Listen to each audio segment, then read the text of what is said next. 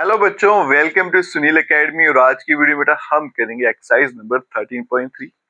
ये exercise Bayes theorem पर based है बेटा, और एग्जाम में इस एक्सरसाइज में से लॉन्ग आंसर टाइप बहुत बार पूछा जाता है। कैसे बेटा सॉल्व करेंगे, बेस थ्योरम क्या होती है, सारे का सारा जानेंगे इसी वीडियो में। अगर आप वीडियो देखते हो तो लाइक जरूर करिएगा और चैनल को लाइक सब्सक्राइब शेयर कमेंट जरूर करें। स्टार्ट करते हैं आज का वीडियो। Question number 1। ये जो क्वेश्चन नंबर 1 है बेटा, ये बेस थ्योरम पर बेस्ड नहीं है। बाकी जितने भी क्वेश्चन आएंगे वो बेस थ्योरम पर बेस्ड होंगे, फिर वहीं पे समझेंगे कि बेस थ्योरम कैसे लगानी है। ठीक है, यहाँ पे देखो बेटा क्वेश्चन 1 में क्या है।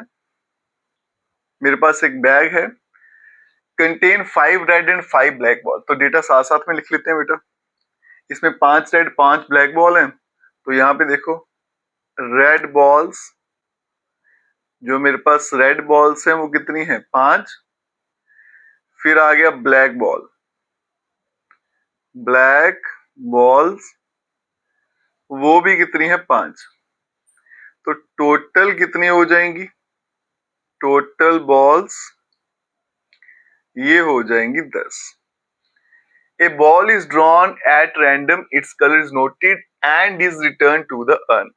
कहता है बेटा एक बॉल निकाली, कलर नोट किया, फिर दोबारा से उस बैग में डाल दिया। मोर ओवर, उसके बाद 2 additional ball of the colour drawn are put in the urn. जिस कलर की वो बॉल थी उस कलर की 2 बॉल उसमें फिर ऐड की, फिर दोबारा से निकाली ball. Then a ball is drawn at random, फिर से एक बॉल निकाला। क्या प्रोबेबिलिटी है कि सेकंड बॉल रेड कलर की हो, मतलब सेकंड वाली बॉल हमेशा रेड कलर की होनी चाहिए। फर्स्ट वाली रेड भी हो सकती है, ब्लैक भी हो सकती है, इसलिए हमारे पास 2 केसेस हो जाएंगे। ठीक है, अब देखते हैं ना बेटा, इसको 2 केस में सॉल्व करेंगे। केस 1 देखिएगा। When black ball is drawn in first attempt, पहले अटेम्प्ट में ब्लैक बॉल निकाला हमने। ठीक है, अब यहां देखिए बेटा, पहले अटेम्प्ट में अगर बॉल ब्लैक बॉल निकाला तो प्रोबेबिलिटी ऑफ ब्लैक मेरे पास 5 है और टोटल 10 है। कितना हो जाएगा, 1/2। अब क्वेश्चन पे चलते हैं बेटा। जिस कलर की बॉल निकली थी उस कलर की 2 बॉल्स उसमें ऐड करने हैं। ब्लैक निकली है तो क्या करेंगे, 2 more black balls are added। 2 black ball इसमें ऐड किए। अगर 2 ब्लैक बॉल ऐड करूंगा, अब मेरे पास बैग के अंदर जो ब्लैक बॉल है, ब्लैक बॉल्स वो कितनी होगी बेटा, पहले कितनी थी, 5, 2 ऐड की तो 7। रेड बॉल तो अभी भी उतनी है, red balls is equals to, वो तो 5 रहेंगी। अब मुझे फिर से बॉल निकालनी है, लेकिन दूसरी बॉल हमेशा रेड कलर की होनी चाहिए। तो probability of red ball is equals to, red कितनी है, 5 डिवाइडेड बाय 12। ठीक है, हो गया केस। अब चलते हैं दूसरे केस पे। ये आ गया बच्चों केस 2। केस 2 में देखिए क्या है, पहले हमने कौन सी बॉल निकाली थी, black. When red ball is drawn in first attempt,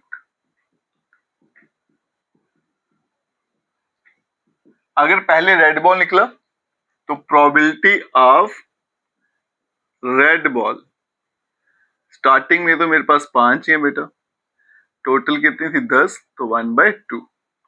अब क्या करना था, जिस कलर की बॉल निकली थी उस कलर की 2 बॉल्स उसमें ऐड करनी है। अब रेड बॉल निकली है तो क्या करेंगे, 2 more red balls are added. 2 और रेड बॉल उसमें हमने ऐड कर दी। फिर से डेटा लिखेंगे बेटा। अब मेरे पास रेड बॉल्स कितनी हो जाएंगी, red balls is equals to 7। Black तो 5 ही रहेंगी, ब्लैक बॉल्स वो हो जाएंगी 5, और दूसरी बॉल तो हमेशा रेड ही निकालनी है। फिर से निकालेंगे बेटा प्रोबेबिलिटी ऑफ रेड बॉल, ऊपर क्या आएंगी, red ball divided by total कितनी है, 12। ठीक है, दोनों केस हो गए। रिक्वायर्ड प्रोबेबिलिटी यहां पे लिखते हैं, रिक्वायर्ड प्रोबेबिलिटी जो मुझसे पूछा गया था। ठीक है, अब यहां देखो बेटा, केसेस मतलब ऑप्शन, या तो ऐसा हो सकता है या ऐसा हो सकता है, इसलिए इन दोनों के बीच में क्या आएगा, प्लस का साइन। ठीक है, अब मुझे दो बार निकालनी है, पहले ये निकली दूसरी ये, दोनों काम साइमल्टेनियसली करने हैं। जब दोनों काम साइमल्टेनियसली करने हैं तो मल्टीप्लाई करते हैं। तो यहाँ पे क्या बनेगा, 1/2 मल्टीप्लाई 5/12। यहाँ पे क्या है 1/2, फिर आ गया 7/12। मल्टीप्लाई करेंगे तो 5 5 24 प्लस 7 5 24, एलसीएम आ गया 24, ऐड कर देंगे 12 और बन गया 1/2। और यही है इस क्वेश्चन का फाइनल आंसर, और ये एग्जाम में बहुत बार पूछा भी जाता है। अब चलते हैं नेक्स्ट क्वेश्चन पे, चलते हैं बच्चों नेक्स्ट क्वेश्चन पे, और ये क्वेश्चन बेस थ्योरम पर बेस्ड है। पहले फॉर्मूला समझते हैं, फिर सॉल्व करना सीखेंगे। अब देखो बेटा, यहाँ पे बेस थ्योरम का फॉर्मूला क्या है, अगर फॉर्मूला समझ आ गया तो आप देखना बेटा कितने आसानी से आपके आंसर निकल जाएंगे, कोई दिक्कत नहीं होगी, जितनी मर्जी बड़ी स्टेटमेंट आ जाए। फॉर्मूला क्या है, probability of E1 divided by A, या स्लैश है बोलिए। अगर आप ध्यान से देखो तो ये कंडीशनल प्रोबेबिलिटी है, ये इवेंट हो चुका है और E1 क्या है, जिसने अभी होना है। ठीक है, किसके बराबर होता है, प्रोबेबिलिटी ऑफ E1, साथ में आएगा probability of A upon E1। यहां पे ध्यान रखिएगा।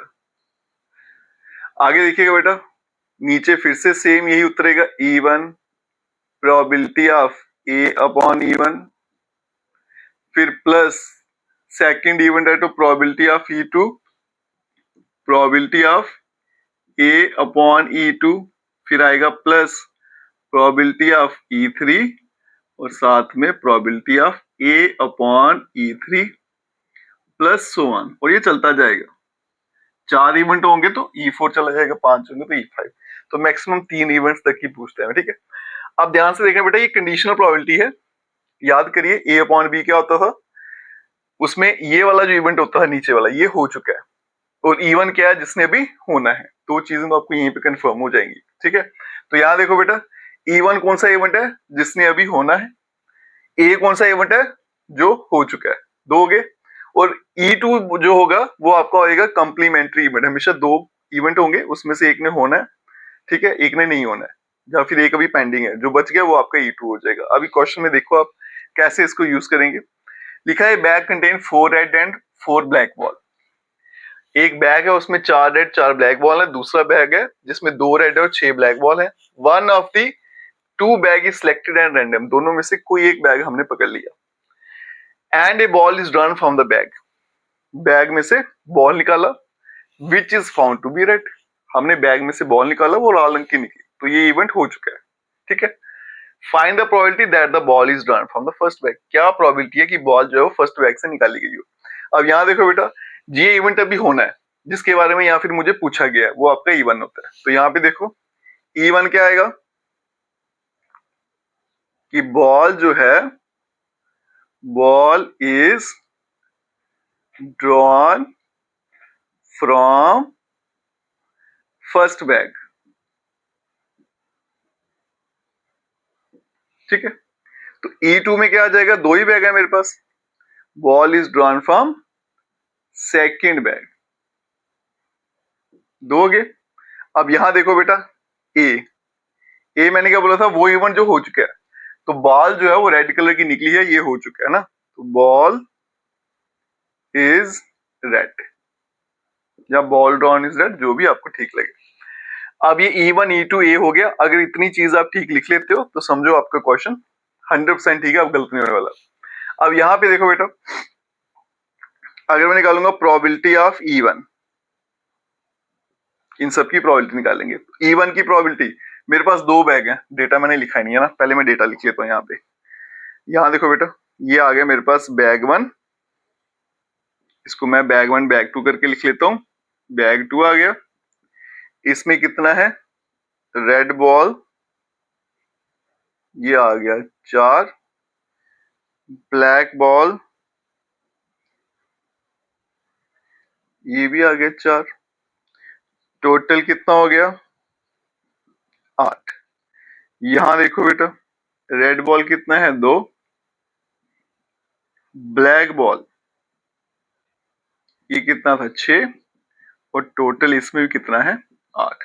अब देखना है यहाँ पे क्या क्या चाहिए मुझे, प्रोबेबिलिटी ऑफ E1 E2 और फिर A अपॉन E1 और A अपॉन E2। तो यहाँ पे लिख लेते हैं प्रोबेबिलिटी ऑफ E1। E1 का मतलब क्या है बेटा कि बॉल जो है फर्स्ट बैग से निकली है, मेरे पास 2 ही बैग है, उसमें से पहले बैग में से बॉल निकालने की प्रोबेबिलिटी क्या आएगी 1/2। ठीक है। प्रोबेबिलिटी ऑफ E2 मतलब बॉल जो है वो सेकंड बैग से निकली, तो सेकंड बैग तो मेरे पास एक ही है और टोटल कितने थे 2। फिर आएगा probability of A upon E1। इसको देखिएगा, ए का मतलब है रेड बॉल, E1 का मतलब फर्स्ट बैग, मतलब पहले बैग में से रेड बॉल निकालना। तो पहला बैग ये बेटा, उसमें रेड बॉल कितने हैं 4, टोटल कितने हैं 8, तो 1/2। Probability of A upon E2 मतलब रेड बॉल सेकंड बैग से वो कितनी है 2, डिवाइड बाय टोटल 8, तो 1/4। ये डेटा बन गया। अब चलेंगे बेस थ्योरम पे। Probability of E1 upon A, पहले क्या लिखनी है प्रोबेबिलिटी ऑफ E1 कितना है 1/2, फिर यहाँ पे भी 1/2, फिर डिवाइड वाली लाइन, फिर से यही आएगा सेम, प्लस E2 की probability multiply A upon E2। ऊपर बन गया 1/4, डिवाइड में चलेंगे यहाँ पे 1/4 और यहाँ पे आ गया बेटा 1/8। ये 1/4 एलसीएम ले लूंगा 8, क्या बनेगा 2 + 1 1/4 और यहाँ पे आ गया 3/8। तो probability of E1 upon A is equals to 1/4, multiply में लिखेंगे तो 8/3, ये 2 से कैंसिल और 2/3, यही है इसका फाइनल आंसर। सारे के सारे क्वेश्चन सेम पैटर्न पर बेस्ड हैं। एक हो गया ना बेटा, अब आगे देखना कैसे निकलेंगे। अब चलते हैं नेक्स्ट क्वेश्चन, चलते हैं बच्चों नेक्स्ट क्वेश्चन पे, और सेम पैटर्न पर बेस्ड हैं सारे के सारे क्वेश्चन। पहले क्वेश्चन रीड करते हैं बच्चों, यहां देखिएगा।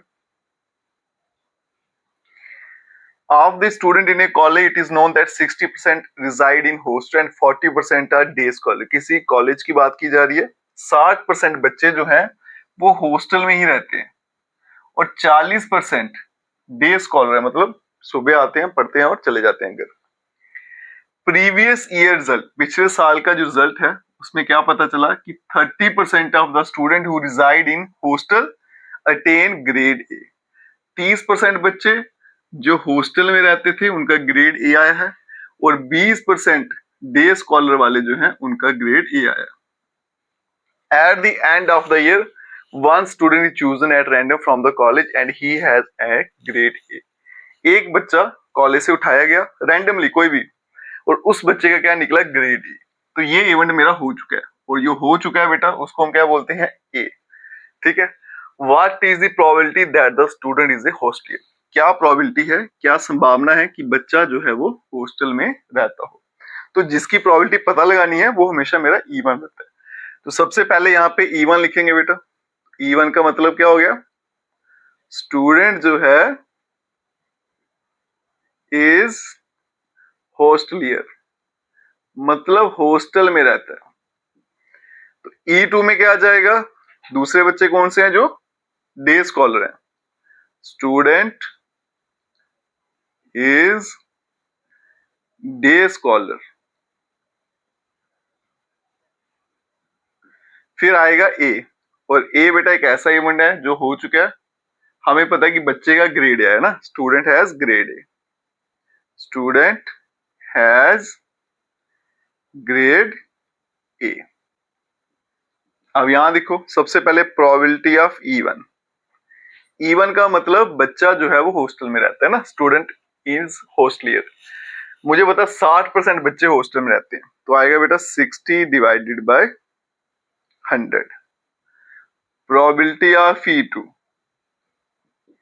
मतलब बच्चा डे स्कॉलर है तो वो 40% ही है, 40/100। फिर आएगी probability of A upon E1। अब यहां देखो ए का मतलब बच्चे का ग्रेड ए आया है और बच्चा जो है वो हॉस्टल में रहता था। अब यहां देखो रिजल्ट क्या बताता है, 30%, 30% बच्चे ऐसे हैं जो हॉस्टल में रहते हैं और जिनका ग्रेड ए आया। तो इसका आंसर क्या आएगा 30%, मतलब 30/100। फिर probability of A upon E2, मतलब ग्रेड ए है और बच्चा डे स्कॉलर है, ऐसे 20% बच्चे हैं, 20/100। अब चलते हैं फॉर्मूला पर। E1 अपॉन ए किसके बराबर होता है बेटा? फॉर्मूला लिख लेते हैं, प्रोबेबिलिटी ऑफ E1, फिर आ गया ए अपॉन E1, फिर डिवाइड में probability of E2, probability of E1 ही आएगा पहले, probability of A upon E1, probability of E2, और फिर आ गया probability of A upon E2। तो probability of E1 upon A is equal to probability of E1, जिसका answer है बेटा 60/100 multiply 30/100, 30/100, फिर डिवाइड में ये वाला नंबर तो सेम आएगा, प्लस प्रोबेबिलिटी ऑफ E2 40/100, और फिर आ गया 20/100। अब यहां देखिएगा बेटा, ये 2 0 मैं इसके साथ ही काट देता हूं, तो क्या आएगा 18/100। डिवाइड में चलते हैं, यहां भी 2 0 काट देते हैं, फिर से 18/100, और प्लस ये 2 0 यहां भी काट देता हूं, तो आएगा 8/100। ठीक है, बेस इनकी सेम है बेटा, आप और काटना चाहते थे वो भी काट सकते हो, लेकिन मैंने बेस जानबूझ के 100 रखा ताकि एलसीएम लेने में आसानी हो। बाकी आप पूरा कट करिए, कोई इशू नहीं है, थोड़ा टाइम ज्यादा लगेगा सॉल्व करने में, बस इतना ही है। तो 18/100 यहाँ पे सीधा ऐड हो जाएगा बेटा 26/100।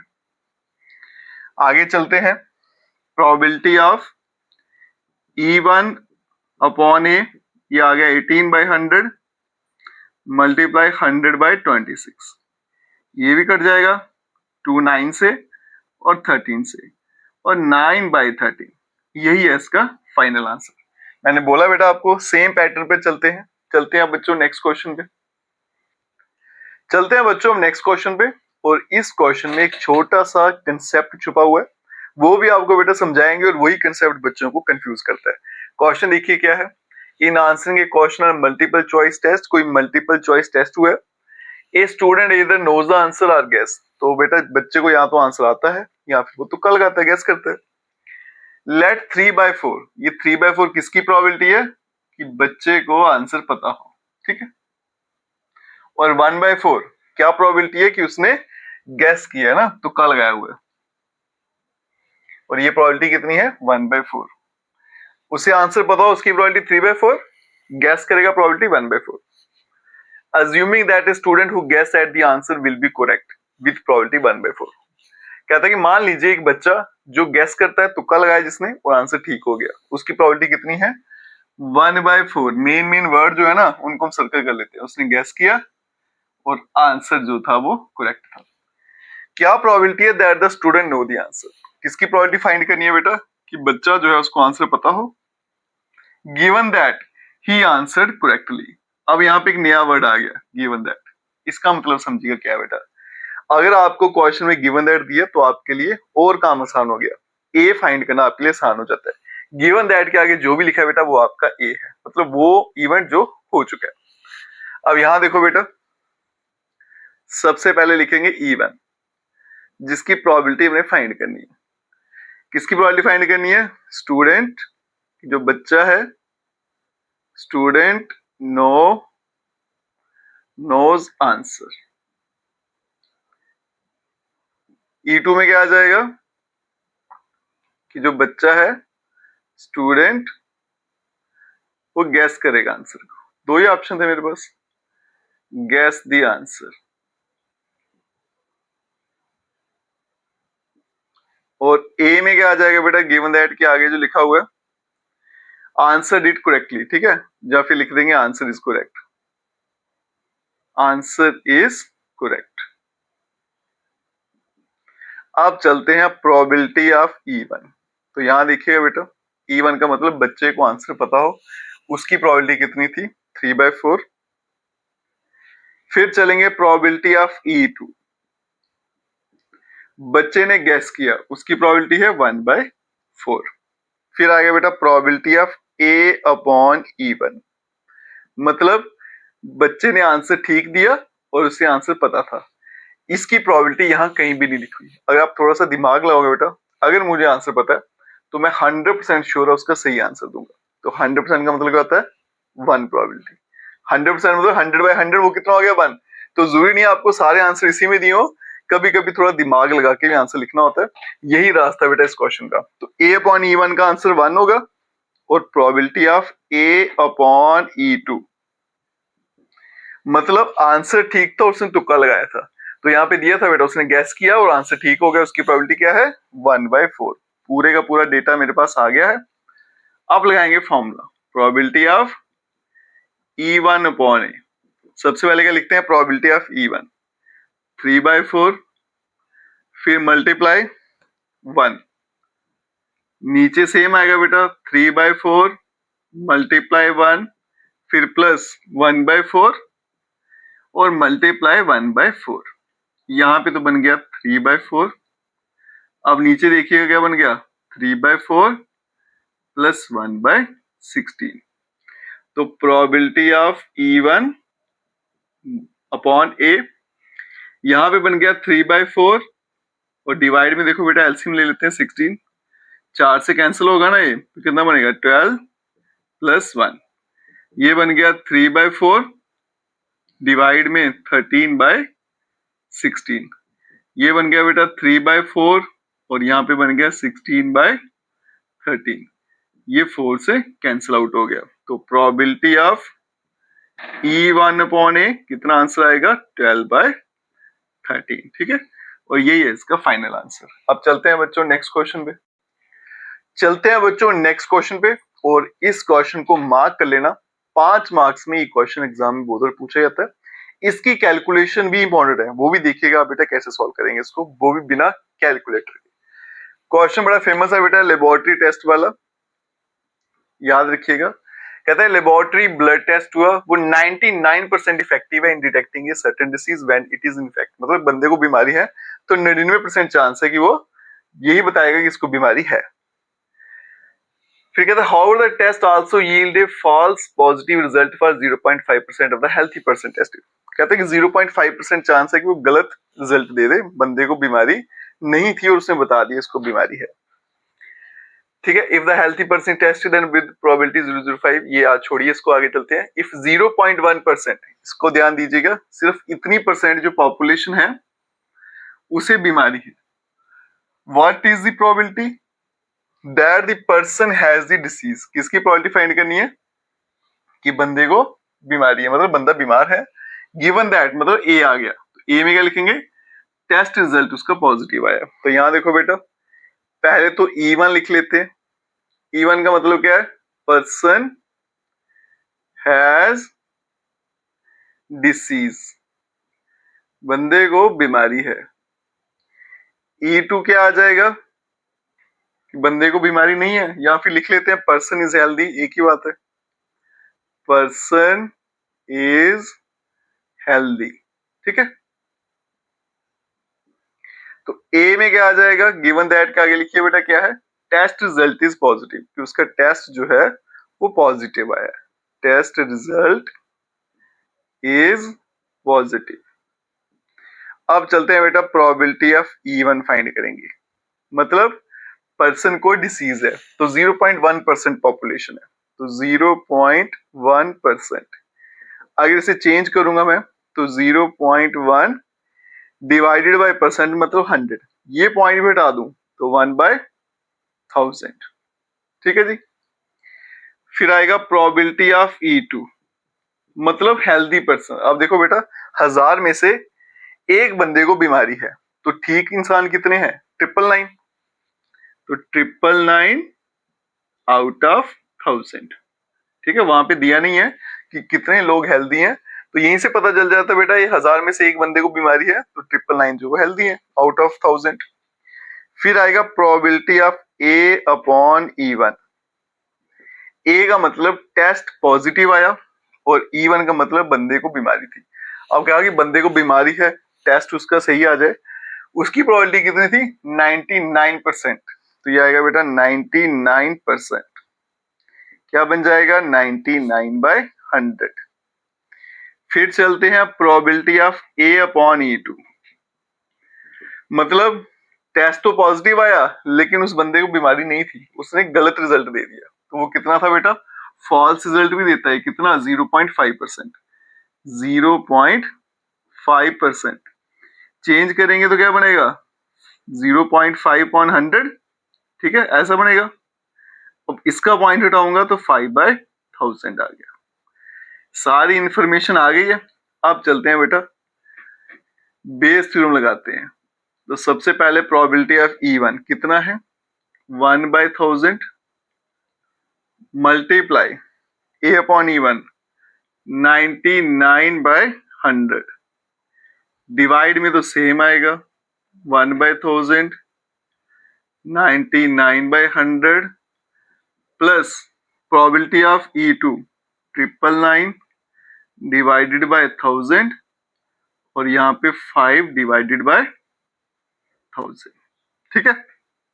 अब यहां देखो बेटा सिंप्लीफिकेशन देखिएगा इसकी, ऊपर बनेगा 99 और जीरो कितने 3 2 5 1 2 3 4 5, यहां देखो क्या आएगा 99, जीरो कितने आ गए 3 2 5 1 2 3 4 5 और यहाँ पे आ गया बेटा 999 इंटू 5। अगर ये मल्टीप्लाई करूंगा 9 5 45 कैरी 4 हो गया, फिर 45 और 4 49 कैरी फिर से क्या हो गया 4 हो गया और ये बन गया 49, 45 और 49, ठीक है। और नीचे कितने आएंगे 6 जीरो 1 2 3 4 5 6। अब यहाँ पे लेंगे एलसीएम, इसे तो ऐसे ही रखेंगे 99/5 0 2 3 4 5 डिवाइडेड बाय, अब यहाँ देखो बेटा 1 2 3 4 5 6 जीरो है ना, तो ये आएगा एलसीएम 2 3 4 5 6। अब यहाँ पे 5 जीरो है, 5 जीरो कैंसिल, 1 जीरो बचेगा मतलब 10 बचेगा, वो ऊपर मल्टीप्लाई होगा तो 990 प्लस 4995 आ गया। इन दोनों को अगर मैं ऐड करूंगा तो यहाँ देखो बेटा पहले न्यूमरेटर लिख लेते हैं 99/1 2 3 4 5, 5 प्लस 0 ये तो 5 ही रहेगा, 9 और 9 18 कैरी 1 हो गया है ना, 10 19 9 कैरी 1 हो गया, 4 और 1 5 और डिवाइड में 1 2 3 4 5 6 0। अगला स्टेप यहाँ देखिए बेटा, यहाँ करता हूं तो ये बनेगा 99 डिवाइडेड बाय 5 0 1 2 3 4 5 मल्टीप्लाई ऊपर ले जाएंगे 1 2 3 4 5 6 डिवाइड में आ गया 5985। अब जीरो कैंसिल करेंगे 1 2 3 4 3 4 5, ये 5 जीरो कैंसिल, ये बनेगा 990 डिवाइडेड बाय 5985। अब इसको कट करते हैं तो 5 के टेबल से आराम से कट हो जाएगा, तो यहाँ पे लिखता हूं, यहाँ देखो बेटा 5 1 जा 5 कैरी 4 हुआ 49, 5 9 जा 45 कैरी 4 हुआ तो 5 8 जा 40, ये 1 से जाएगा 1 से आएगा 4 कैरी हो गया 9 से 45 35 बन गया तो 7 से कटेगा। अब ये वाला नंबर जो है 3 से भी कटेगा, अगर 3 से कटता तो 9 से भी कटना चाहिए, तो मैं 9 से काट के देखता हूँ, 9 2 जा 18 कैरी 1 9 2 जा 18, यहाँ देखो बेटा 9 was 9 2 कैरी 29 9 3 जा 27 2 कैरी 3 और 22/133 यही इसका फाइनल आंसर है। कैलकुलेशन पर फोकस कीजिएगा बेटा, जैसे मैंने किया वैसे ही फॉलो करना, एकदम एग्जैक्ट आंसर आएगा। अब चलते हैं नेक्स्ट क्वेश्चन पे, चलते हैं बच्चों नेक्स्ट क्वेश्चन पे, और ये क्वेश्चन इंपॉर्टेंट है और इस क्वेश्चन में एक राज छुपा हुआ है, तो जब क्वेश्चन सॉल्व करेंगे फिर आपको बताएंगे। अब यहाँ देखो बेटा क्वेश्चन क्या है, रीड करते हैं। 3 कॉइन्स मुझे दे रखे हैं, उनमें से एक कॉइन टू हेडेड है, टू हेडेड मतलब उसकी दोनों तरफ हेड है, जैसे मर्जी फेंको आएगा ही head. Another is biased coin, biased मतलब जिसमें मिलावट की गई है, ठीक है, जो हमारे पास कॉइन होता है वैसा नहीं है, उसमें मिलावट किया मतलब उसको इस तरह से बनाया गया कि वो 75% टाइम क्या देता है आपको, हेड देता है। And third is unbiased coin, जिसमें मिलावट नहीं है, जो आप कॉइन यूज करते हो वही हो गया आपके पास unbiased coin. One of the 3 coin is chosen at random and toss, तीनों में से कोई एक कॉइन पकड़ा रैंडमली, कोई भी हाथ में आ जाए उसको टॉस करना है। क्या प्रोबेबिलिटी है? That it was the two headed coin. क्या संभावना है कि वो टू हेडेड कॉइन होगा। ठीक है, तो ये मुझे पूछा गया इसमें टू हेडेड कॉइन की प्रोबेबिलिटी क्या है। अब यहां देखो बेटा E1 में क्या आएगा? टू हेडेड कॉइन, यही फाइंड करना है, टू हेडेड कॉइन। फिर यहां देखो बेटा E2 क्या आ जाएगा? अब मेरे पास 3 कॉइन है तो E3 भी बनेगा। ठीक है, E2 में क्या आ जाएगा? 3 तरह कॉइन थे ना, E1 में क्या आ गया? Two headed coin. तो E2 में आप 22 लिख लो और E3 में अनबाइस्ड लिख लो। यहाँ पे लिख लो 22 कॉइन, ये आ गया बेटा बाइज्ड कॉइन, और यहां आ गया अनबाइज्ड कॉइन। ठीक है, E2 E3 जैसे मर्जी लिखो, फर्क नहीं पड़ेगा, E1 आपका सही होना चाहिए। अब बारी आती है ए की। ए में देखो क्या है बेटा, उसने बोला कि कॉइन जो था वो उठाया, टॉस किया, एंड इट शोज हेड, उस पे हेड आया, ये इवेंट हो चुका है। तो यहाँ पे क्या लिखेंगे? Coin shows head. अब आ गया प्रोबेबिलिटी ऑफ E1। यहां देखिएगा बेटा, E1 मतलब टू हेडेड कॉइन। मेरे पास टोटल कॉइन कितने हैं? 3, उसमें से टू हेडेड कॉइन तो एक ही है, तो इसकी प्रोबेबिलिटी 1/3। फिर आएगा प्रोबेबिलिटी ऑफ E2, 22 कॉइन वो भी एक है, टोटल 3 है। Probability of E3, unbiased coin एक ही है, टोटल 3 है। अब आ गया बेटा प्रोबेबिलिटी ऑफ A/E1। अब यहां देखिएगा, ए का मतलब कॉइन पे हेड आया है, और कॉइन कौन सा था? Two headed coin. बेटा टू हेडेड कॉइन है, इस पे तो आना ही हमेशा क्या है? हेड है, तो उसकी प्रोबेबिलिटी 100% मतलब 1 होगी। ठीक है, 100% को ये कहते हैं प्रोबेबिलिटी ऑफ A/E2। कॉइन पे हेड आया और वो 22 कॉइन था। अगर आप ध्यान से पढ़ो तो 22 कॉइन में 75% क्या आता है? हेड आता है। तो इसमें हेड की प्रोबेबिलिटी क्या है? 3/4। 75% को ब्रेक करोगे, 75/100, 25 से काटना तो ये आएगा प्रोबेबिलिटी ऑफ A/E3, मतलब अनबाइज्ड कॉइन। कॉइन पे हेड आया और वो अनबाइज्ड कॉइन था। सिंपल आप कॉइन फेंको तो हेड की प्रोबेबिलिटी कितनी रहती है? 1/2 रहती है। अब चलते हैं फॉर्मूला पे। प्रोबेबिलिटी ऑफ E1/A, पहले आएगी प्रोबेबिलिटी ऑफ E1 1/3, फिर A/E1 1 आ गई, नीचे तो पहले सेम आएगा, फिर प्लस 1/3, फिर मल्टीप्लाई 3/4 प्लस 1/3 और मल्टीप्लाई 1/2। इसको सिंप्लीफाई करूंगा, ऊपर तो बेटा 1/3 है, यहां भी 1/3, यहां पे मैं इसको कट कर लेता हूं, 1/4 आ गया और 1/6 आ गया। सिंपल सा एलसीएम लेंगे एक, तो एलसीएम कितना आएगा बेटा? 6 और 4 और 3 है ना, 12 आएगा। ये 4 से कैंसिल होता तो ऊपर 4 आएगा, इधर 3 आ गया, इधर कितना आ गया? 2।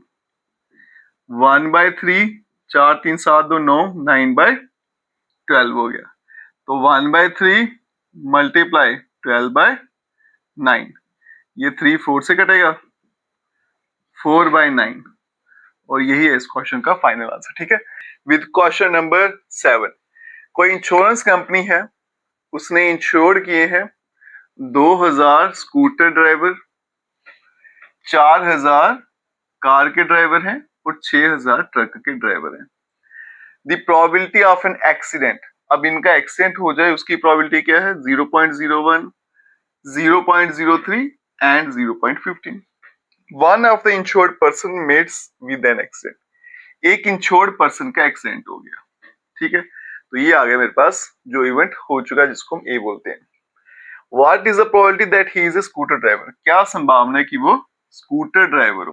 तो जिसकी प्रोबेबिलिटी फाइंड करनी वो आपका E1 होता है। तो यहां लिखते हैं बेटा E1 क्या आ गया हमारे पास कि पर्सन जो है वो स्कूटर ड्राइवर है, is a scooter driver. E2 में क्या आ जाएगा? अब यहाँ पे देखो बेटा 3 तरह के ड्राइवर थे, स्कूटर, कार और ट्रक। E2 E3 में जो मर्जी लिखिए, फर्क नहीं पड़ेगा। तो E2 में लिख लेते हैं बेटा, पर्सन जो है वो कार ड्राइवर है, ठीक है। और E3 आ गया, पर्सन इज ट्रक ड्राइवर। अब आ गया ए, वो इवेंट जो इसमें हो चुका है। तो इंश्योर्ड पर्सन का एक्सीडेंट हो चुका है। इंश्योर्ड पर्सन मीट्स एक्सीडेंट, ठीक है जी। अब प्रोबेबिलिटी फाइंड करेंगे। सबसे पहले बेटा प्रोबेबिलिटी ऑफ E1, मतलब बंदा जो है स्कूटर ड्राइवर है। स्कूटर ड्राइवर कितने मेरे पास, 2000 डिवाइडेड बाय टोटल कितने हैं, 4 6 10 2 12000। प्रोबेबिलिटी ऐसे फाइंड करते हैं, डिवाइडेड बाय टोटल केसेस। ये ऐसे 3 3 0 कैंसिल, तो बनेगा 1/6, ये भी कट जाएगा। फिर आएगा प्रोबेबिलिटी ऑफ E2, मतलब बंदा जो है वो कार ड्राइवर है। कार ड्राइवर कितने हैं, 4000 डिवाइडेड बाय 12000, 3 0 कैंसिल, 3 से कट गया, तो 1/3। फिर आ गया प्रोबेबिलिटी ऑफ E3, मतलब ट्रक ड्राइवर 6000 डिवाइडेड बाय 12000, ये 3 कैंसिल, 2 से कैंसिल, तो 1/2 आ गए, ठीक है।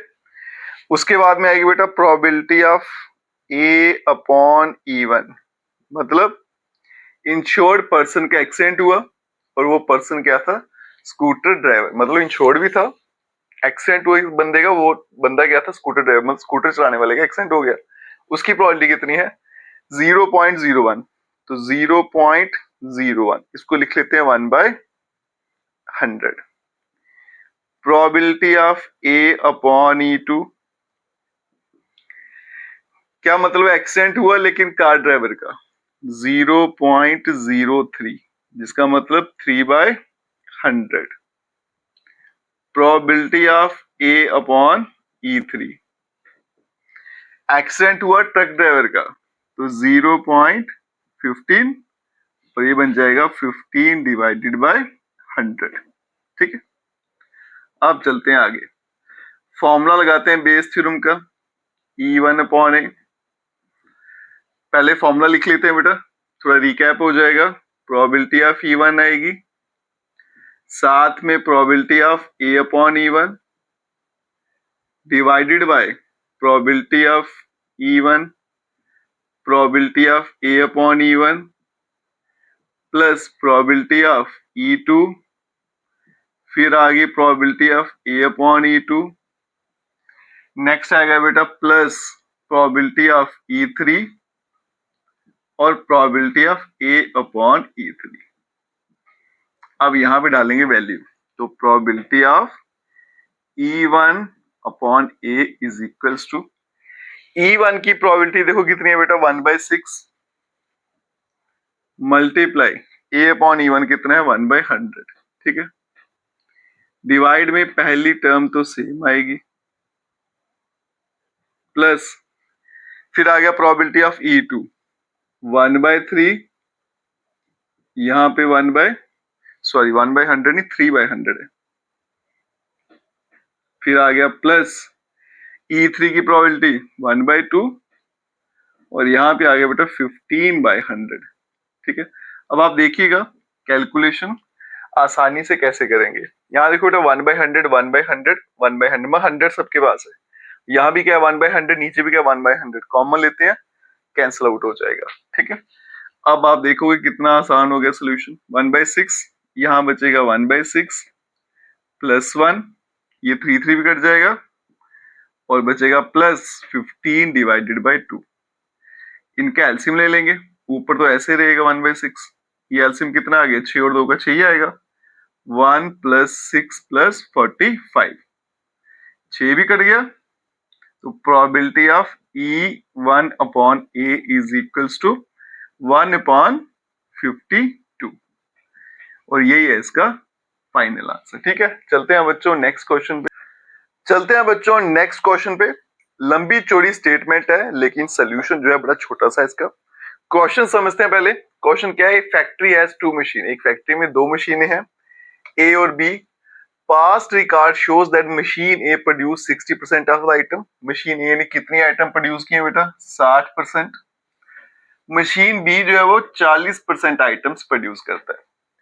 इसके अलावा 2% of item produce by machine A and 1% produce by machine B were defective. Machine A ने 2% डिफेक्टिव बनाए, मशीन बी ने 1% डिफेक्टिव बनाए। All the items are put into one stock pile. सारी आइटम्स को एक जगह ढेर लगाया गया, रखा गया। कोई एक आइटम वहां से पकड़ी गई and is found to be defective. वो आइटम क्या निकली? डिफेक्टिव। तो ये इवेंट हो चुका है ना? उसने आइटम वहां से एक आइटम उठाई और वो डिफेक्टिव निकली, ये इवेंट हो चुका है। What is the probability that it was produced by machine B? क्या संभावना कि वो मशीन बी ने बनाया था। तो जिसकी प्रोबेबिलिटी फाइंड करनी है वो आपका E1 होता है। तो यहां देखिए बेटा E1 क्या हो गया कि आपका जो प्रोडक्ट है, प्रोडक्ट जो है is produced by machine B. ठीक है।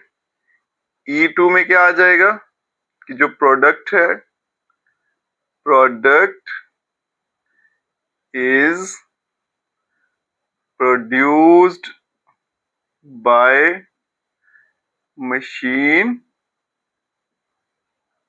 ए। ठीक है, दो ही मशीनें थी। उसके अलावा ए कौन सा इवेंट हो चुका था बेटा कि जो आपकी आइटम थी वो डिफेक्टिव थी, है ना? यहां लिख लेते हैं प्रोडक्ट या फिर आइटम लिख लीजिए इज डिफेक्टिव। अब चलते हैं बेटा प्रोबेबिलिटी ऑफ E1, मतलब प्रोडक्ट जो है मशीन बी ने बनाया। तो मशीन बी कितने बनाती है बेटा? 40% ऑफ आइटम्स, तो 40/100। अब यहां देखो प्रोबेबिलिटी ऑफ E2, मशीन ए कितनी बनाती है? 60%, 60/100। अब आगे क्या आ गया? प्रोबेबिलिटी ऑफ A/E1, मतलब डिफेक्टिव बना मशीन बी से। मशीन बी डिफेक्टिव कितने बनाती है? 1%, तो 1/100। फिर आ गया प्रोबेबिलिटी A/E2, इसका मतलब डिफेक्टिव मशीन ए कितने डिफेक्टिव बनाती है? 2%, 2/100। अब चलते हैं बेटा बेस थ्योरम लगाते हैं। प्रोबेबिलिटी ऑफ E1 अपॉन ए। सबसे पहले प्रोबेबिलिटी ऑफ E1 कितना आएगा? 40/100 मल्टीप्लाई 1/100, फिर डिवाइड में सेम यही उतरेगा 40/100, 1/100, फिर प्लस E2 की प्रोबेबिलिटी 60/100 और यहाँ पे आ गया 2/100। अब यहाँ पे देखो बेटा प्रोबेबिलिटी ऑफ E1 अपॉन ए, 100 × 100 ऊपर भी है, यहाँ भी है, यहाँ भी है, तो कॉमन लेके कैंसिल आउट हो जाएगा। ठीक है, पीछे क्या बचेगा? यहाँ बच गया 40, यहाँ पे भी 40 और यहाँ पे आ गया 120, 60 × 2 बन गया 40 और यहाँ पे आ गया 160, कैंसिल, 4 से कट जाएगा और 1/4। यही है इसका फाइनल आंसर। ठीक है, चलते हैं अब नेक्स्ट क्वेश्चन पे। चलते हैं बच्चों नेक्स्ट क्वेश्चन पे। और नेक्स्ट क्वेश्चन क्या है? Two groups are competing for the position on the board of director of a corporation. दो ग्रुप है, वो आपस में लड़ाई कर रहे हैं, कंपीट कर रहे हैं। किस लिए बेटा? डायरेक्टर की पोस्ट पे बैठ रहे हैं कॉर्पोरेशन की। The probabilities that the first and the second group will win are 0.6 and 0.4. पहला ग्रुप जीत जाए इसकी संभावना कितनी है? 0.6 और दूसरे ग्रुप की है 0.4। फर्दर अगर पहला ग्रुप जीत जाएगा तो वो नया प्रोडक्ट इंट्रोड्यूस करेगा, उसकी प्रोबेबिलिटी है 0.7। दूसरा ग्रुप जीतेगा और वो नया प्रोडक्ट इंट्रोड्यूस करेगा, उसकी प्रोबेबिलिटी है 0.3। क्या प्रोबेबिलिटी है कि new product introduced was by the second group. नया प्रोडक्ट तो इंट्रोड्यूस हुआ लेकिन उसे सेकंड ग्रुप इंट्रोड्यूस करेगा, इसकी संभावना मुझे पूछी गई है। तो ट्रू इवेंट जिसको हम बोलते हैं ए, जो इवेंट हो चुका है मतलब न्यू प्रोडक्ट वहां पे इंट्रोड्यूस हो चुका है, उसको सेकंड ग्रुप ने किया होगा, इसकी प्रोबेबिलिटी मुझे पूछी गई है। E1 में क्या लिखेंगे बच्चों, क्या पूछा गया कि सेकंड ग्रुप जो है वो प्रोडक्ट को इंट्रोड्यूस करेगा, मतलब सेकंड ग्रुप जीत जाएगा। तो यहाँ पे लिख लेते हैं बेटा सेकंड ग्रुप विंस, ठीक है। फिर आ गया E2, इसमें क्या आ जाएगा, फर्स्ट ग्रुप विंस। मान लीजिए पहला ग्रुप जीत गया, वो आ गया E2 में आ जाएगा। ए देखो बेटा क्या है कि नया प्रोडक्ट इंट्रोड्यूस हुआ है, न्यू प्रोडक्ट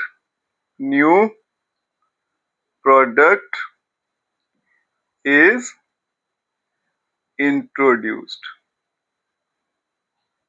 अब यहां देखो बेटा प्रोबेबिलिटी ऑफ E1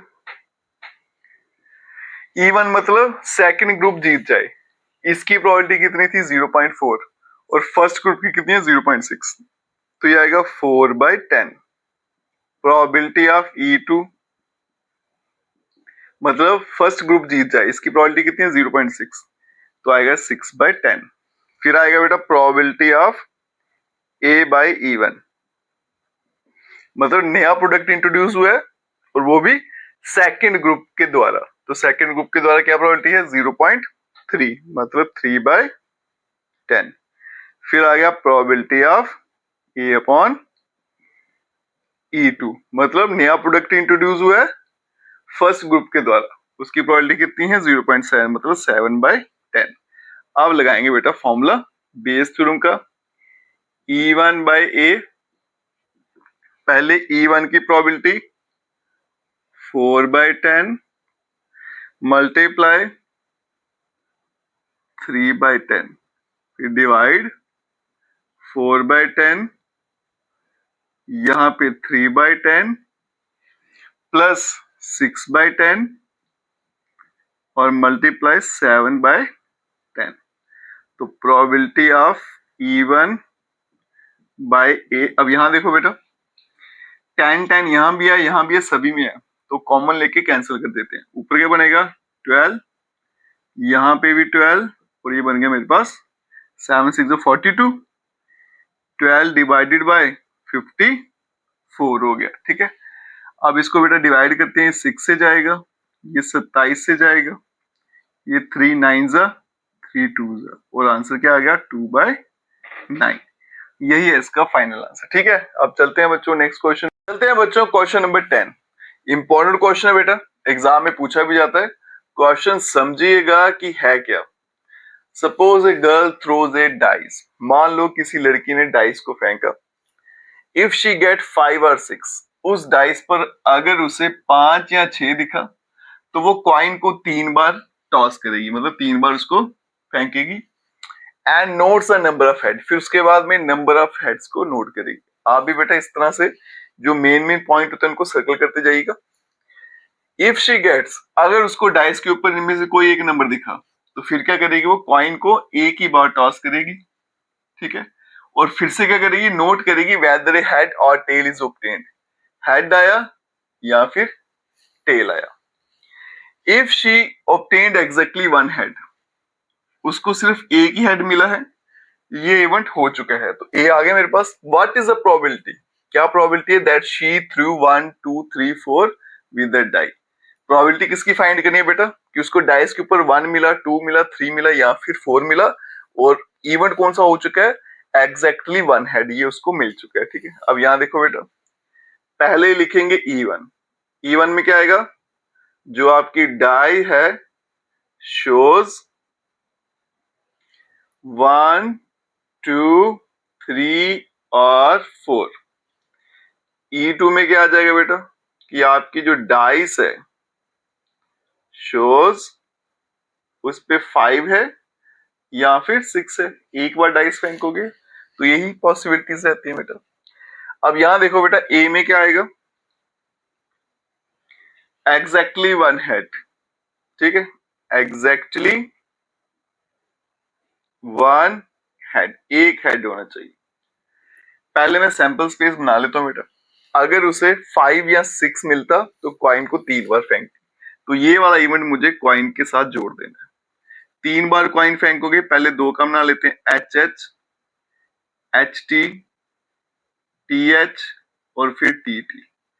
फिर से लिखेंगे बेटा H H, H T, T H, T T. पहले इन सब के एंड में एच लिख लेते हैं, ठीक है, और यहां पे टी लिख लेते हैं। अगर ये नंबर मिले तो फिर कॉइन को एक ही बार टॉस करना है, हेड टेल। अब यहां देखो बेटा, प्रोबेबिलिटी ऑफ इवन। इवन का मतलब डाइस के ऊपर इनमें से कोई एक नंबर है। तो ये कितने नंबर है बेटा? 4। टोटल कितने हैं? 6। प्रोबेबिलिटी ऑफ E2 मतलब 5 और 6 आई। नंबर कितने हैं? 2। टोटल कितने होते हैं? 6। Probability of A upon E1। A का मतलब एक हेड आया और E1 का मतलब डाइस ने 1 2 3 4 शो किया। अगर बेटा डाइस के ऊपर 1 2 3 या 4 आए तो एक हेड की प्रोबेबिलिटी क्या बनेगी? 1/2, क्योंकि एक ही कॉइन टॉस किया, उसमें हेड की प्रोबेबिलिटी क्या है? 1/2। नेक्स्ट देखो, probability of A upon E2। अब यहां पे क्या होगा बेटा? एक हेड आएगा लेकिन डाइस के ऊपर 5 या 6 आया। अगर 5 या 6 आए तो एक हेड की प्रोबेबिलिटी क्या बनेगी? यहां देखो बेटा, 3 कॉइन टॉस किया ना, एक हेड कहां आ रहा है? 1 2 3, फिर क्या आएगा? 3/8 आएगा। अब चलते हैं बेस थ्योरम के फॉर्मूले पे। Probability of E1 upon A। पहले प्रोबेबिलिटी ऑफ E1 वो 4/6। फिर क्या आएगा? Probability of A upon E1 1/2। फिर चलेंगे डिवाइड में, 4/6 1/2 प्लस 2/6 और फिर ये बन गया मेरे पास 3/8। ठीक है। अब यहां देखो बेटा, 6 मुझे हर जगह दिख रहा है। अब सिंप्लीफिकेशन देखिएगा बेटा कि एग्जाम में इसको सिंप्लीफाई कैसे करना है। 6 मुझे सभी के नीचे दिख रहा है, तो 6 मैं यहां से हटा देता हूं। क्या बनेगा? ये 2 से कैंसिल, ऊपर 2 हो गया, ये 6 हट गया, ये भी 2 से कैंसिल, 2 हो गया, 6 हट गया बेटा, ये 4 से कैंसिल, तो बचेगा 3/4। आप देख सकते हो बेटा, एक स्टेप करने से, कॉमन लेने से ये मेरे पास रह गया। ठीक है। अब इसको सॉल्व करेंगे, आराम से एलसीएम लेंगे बेटा। 4 2 जा 8, 8 प्लस 3 11, डिवाइड में क्या आ गया? 4, इसको ऊपर भेज देंगे, 2/11 मल्टीप्लाई 4/1, तो बन गया बेटा 8/11।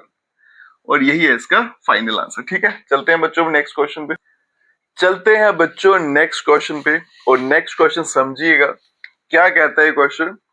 ए manufacturer has 3 machine operator A, B and C। 3 operator है मशीन के बेटा। पहला ऑपरेटर जो A है वो 1% डिफेक्टिव आइटम बनाता है। दूसरा ऑपरेटर B ये बनाता है बेटा 5% और C बनाता है 7%। A is on the job for 50% of the time. ये A जो है वो इतने टाइम के लिए मशीन चलाता है। B जो है वो 30% के लिए चलाता है और C जो है इतने टाइम के लिए मशीन को चलाता है। ए डिफेक्टिव आइटम इज प्रोड्यूस्ड। तो ये इवेंट हो चुका है कि एक डिफेक्टिव आइटम बन चुकी है। ठीक है। तो ये मेरे पास A आ जाएगा, ये पूरे का पूरा।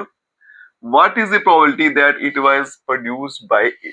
क्या प्रोबेबिलिटी कि उसको A ने बनाया हो। ठीक है। अब यहां देखो बेटा, E1 इसमें क्या आ जाएगा कि जो डिफेक्टिव आइटम है या फिर आइटम है is produced bye A। E2 और E3, क्योंकि यहाँ पे 3 ऑपरेटर थे, अब इन दोनों में जो मर्जी लिखो फर्क नहीं पड़ेगा। तो यहां लिखेंगे item is produced bye B। E3 आ गया, item is produced bye C। हो गए 3। अब A क्या था कि डिफेक्टिव आइटम बना हुआ है, एक डिफेक्टिव आइटम इज प्रोड्यूस्ड। ठीक है जी, ये सारा डेटा मेरे पास कंप्लीट हो गया। अब यहां देखो इनकी प्रोबेबिलिटी फाइंड करते जाएंगे। प्रोबेबिलिटी ऑफ E1, E1 का मतलब ए ने आइटम बनाई है। ए जो है वो कितनी देर तक काम करता है, 50%, है ना। तो ये आ गया बेटा 50 डिवाइडेड बाय 100% था। प्रोबेबिलिटी ऑफ E2, ये कितना है 30% और सी का है 20%, ये आ गया 30/100। प्रोबेबिलिटी ऑफ E3, ये आ गया 20/100। नेक्स्ट चलते हैं प्रोबेबिलिटी ऑफ A/E1, मतलब डिफेक्टिव आइटम तो बनी लेकिन उसको किसने बनाया, ए ने। और ए कितनी डिफेक्टिव बनाता है बेटा, 1%, मतलब 1/100। फिर आ गया प्रोबेबिलिटी ऑफ A/E2, उसको बी कितनी बनाता है, 5%। और फिर आ गया बेटा A/E3, मतलब डिफेक्टिव तो बनाया लेकिन किसने बनाया, सी ने, वो कितना था, 7%।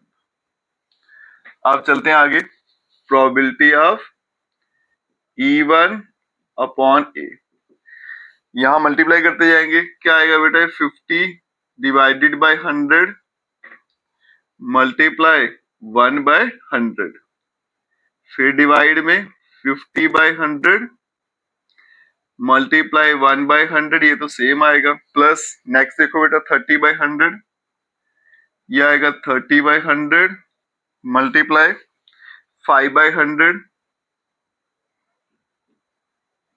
फिर आएगा प्लस 20/100 और 7/100, 20/100 और यहाँ पे 7/100।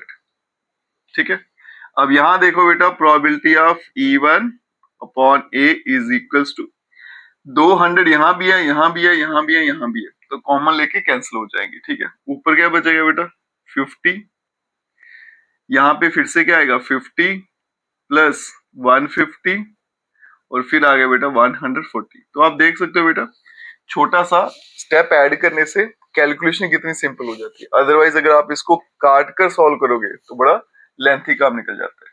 ये बन गया बेटा 50। अब यहां देखो 150 और 50 200, ये बन गया 340, जीरो भी कट जाएगा और 5 डिवाइडेड बाय 34, आसानी से आपका आंसर भी आ गया। अब चलते हैं बेटा नेक्स्ट क्वेश्चन पे। चलते हैं बच्चों एक और इंपॉर्टेंट क्वेश्चन पे, और ये क्वेश्चन एग्जाम में लॉन्ग आंसर टाइम में पूछा भी जाता है। क्वेश्चन समझिएगा, a card from a pack of 52 card is lost. हुआ क्या बेटा, टोटल कार्ड थे 52, उसमें से एक कार्ड खो गया। फ्रॉम द रिमेनिंग कार्ड, अब पीछे कार्ड बच गए बेटा 51, उसमें से दो कार्ड निकाले गए और दोनों के दोनों डायमंड के निकले। ये इवेंट हो चुका है, दो कार्ड निकाले, दोनों डायमंड के निकले। ये ए आ गया। Find the probability of the last card being a diamond, क्या संभावना है कि जो कार्ड खो चुका था वो डायमंड का हो। ठीक है, अब यहां देखिएगा बेटा, E1 इसमें क्या आएगा कि जो कार्ड खो चुका है, लॉस्ट कार्ड इज डायमंड, यही फाइंड करना मुझे। तो E2 में क्या आएगा, जो कार्ड खोया हुआ है वो डायमंड का नहीं है, lost card CARD card is not diamond. ठीक है, फिर आ गया ए में क्या है कि दोनों कार्ड जो है वो डायमंड के निकले, है ना, both cards are diamond. Probability of E1, अब यहां देखोगे बच्चों, E1 का मतलब lost card is diamond, diamond का कार्ड खो चुका है। ठीक है, अब डायमंड के कार्ड कितने होते हैं मेरे पास, 13 डिवाइडेड बाय, एक मिनट रुकना है यार, अब प्रोबेबिलिटी ऑफ E1, यहां देखो बच्चों, E1 मतलब डायमंड के कार्ड कितने होते हैं मेरे पास, 13, टोटल कितने होते हैं 52, बन जाएगा 1/4। फिर यहां देखो बेटा प्रोबेबिलिटी ऑफ E2, मतलब डायमंड का कार्ड नहीं है तो कितने होंगे वो 39 डिवाइडेड बाय 52। 13 से कटेंगे ये 3 और ये क्या आ गया 4।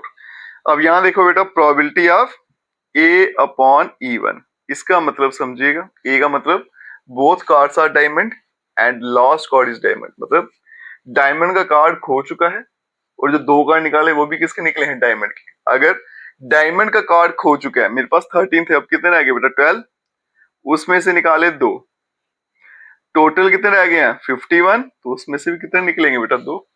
ठीक है, अब इसको मैं सिंप्लीफाई करूंगा। अब यहां देखते हैं ना बेटा सिंप्लीफिकेशन, 12 फैक्टोरियल कॉम्बिनेशन लगाऊंगा, 2 फैक्टोरियल, 12 में से 2 गया तो 10 फैक्टोरियल। यहाँ पे देखो बेटा 51 फैक्टोरियल, फिर कितना आया 2 फैक्टोरियल, 51 माइनस 2 तो बन गया 49 का फैक्टोरियल। ये 2 फैक्टोरियल तो यहीं पे कैंसिल कर देते हैं। 12 को खोलेंगे बेटा, 12 11 10 फैक्टोरियल, इधर भी 10 फैक्टोरियल, फिर डिवाइड वाली लाइन 51 50 49 का फैक्टोरियल और यहाँ पे भी 49 का फैक्टोरियल, ये भी कैंसिल ये भी कैंसिल, तो क्या बचेगा 12 मल्टीप्लाई 11 और फिर आ गया 51 मल्टीप्लाई 50। अब आगे यहां देखो बेटा प्रोबेबिलिटी ऑफ A/E2, याद रखिएगा बच्चों इस क्वेश्चन में कैलकुलेशन मेन है, इसको मल्टीप्लाई मत करना, नहीं तो आंसर बहुत बड़ा हो जाएगा, फिर सॉल्व करने में बड़ी प्रॉब्लम होगी। आप देखते जाना मैं कैसे इसकी सिंप्लीफिकेशन करूंगा। ए का मतलब दोनों कार्ड जो निकले वो डायमंड के, और जो कार्ड खो चुका था वो डायमंड का नहीं है, तो मतलब डायमंड के मेरे पास अब 13 कार्ड है, तो आएगा बेटा 13, उसमें से 2 निकालने हैं। ए कार्ड तो खो चुका है बेटा, तो टोटल में हमेशा क्या रहेगा 51 C2। यहां देखिएगा बेटा फॉर्मूला लगाऊंगा तो 13 फैक्टोरियल, फिर 2 आ गया, 13 में से 2 गया तो 11 फैक्टोरियल। यहां चलेंगे 51 का फैक्टोरियल, 2 फैक्टोरियल, 51 माइनस 2 करूंगा तो 49 का फैक्टोरियल, ये और ये कैंसिल हो चुके हैं। अब यहां देखना बेटा ये बन गया 13, फिर आ गया 12 11 फैक्टोरियल, यहां पे भी 11 फैक्टोरियल, फिर डिवाइड में 51 50 49 फैक्टोरियल और यहाँ पे भी 49 फैक्टोरियल, ये भी कट गया और ये भी कट गया, तो पीछे क्या रह गया 13, यहाँ पे 12 और ये आ गया 51 और यहाँ पे आ गया 50। ठीक है, इसको मैं मल्टीप्लाई नहीं करूंगा, वैसे रखूंगा। अब आप देखना बेटा फाइनल आंसर कैसे लेके आएंगे, प्रोबेबिलिटी ऑफ E1/A। पहले E1 की प्रोबेबिलिटी वो कितनी है 1/4 मल्टीप्लाई A/E1 कितना है 12 11 और फिर यहाँ पे 51 और साथ में 50, डिवाइड पहले तो सेम ऐसे आएगा बच्चों 12 11 51 और यहाँ पे 50, फिर आ गया प्लस प्रोबेबिलिटी ऑफ E2 3/4। अब यहां देखो बेटा A/E2 13 12 51 और यहाँ पे 50। अब यहाँ पर देखना बच्चों, यहीं पे बच्चे फंसते हैं बेटा कैलकुलेशन में। आप अगर ध्यान से देखो ये 4 51 50 4 51 50 4 51 50 ये सारे का सारा यहां से कैंसिल आउट हो जाएगा, तो ऊपर क्या बचेगा यहां लिख लेते हैं 12 मल्टीप्लाई 11, यहां भी 12 मल्टीप्लाई 11 प्लस 12 मल्टीप्लाई 11, सॉरी यहाँ पे 13 और 12 है, यह आ गया 13 मल्टीप्लाई 12 और मल्टीप्लाई 3। तो आप देख सकते हो बेटा एक छोटा सा स्टेप करने से कैलकुलेशन खुद ब खुद कितनी आसान होगी, है ना। तो 12 को 11 से करेंगे तो 132 आएगा, यहां भी 132 आएगा, प्लस अब 13 को 12 से करेंगे 130 और 26 कितना हो गया 156, उसको हम 3 गुना कर देते हैं, 150 को 3 करेंगे 450 और 18 468।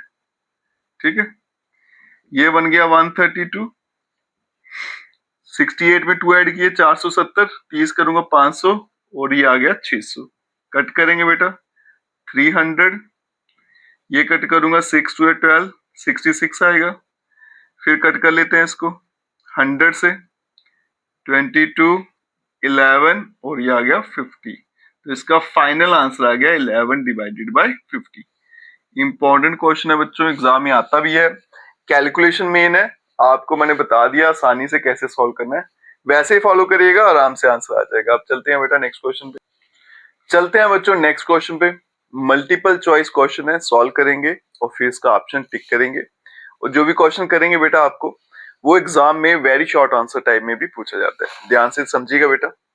Probability that A speaks the truth, क्या संभावना है कि ये जो बंदा ए है वो सच बोले, उसकी प्रोबेबिलिटी है 4/5।